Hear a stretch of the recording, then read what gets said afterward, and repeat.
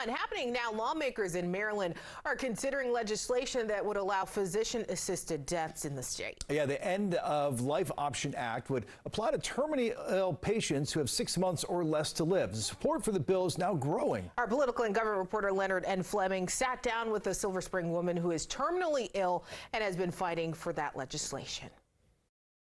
Lynn Cave tells me there's a lot of community support behind the End of Life bill. And she was diagnosed with metastasized eye cancer that has spread to her liver.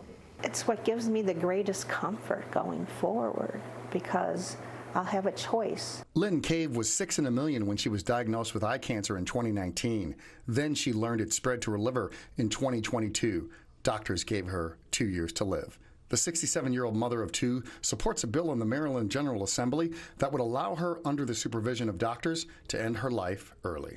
People don't have to do it if they don't want to. It's a choice.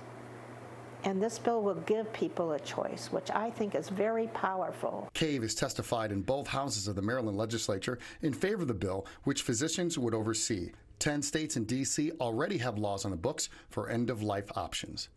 And of critics who say this is suicide, she says, you cannot be dying and commit suicide. I'm excited about the opportunity to finally get this past the post. State Senator Jeff Waldstreicher, a Democrat from Montgomery County, says Cave's testimony and others move legislators. They want to control their own death, and government should not be allowed to impose on that.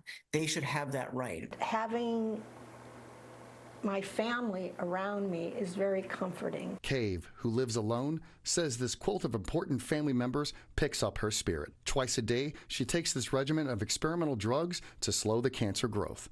Cave knows the time will come when the medication will fail, she says. We want to live, it's just that we don't want to suffer.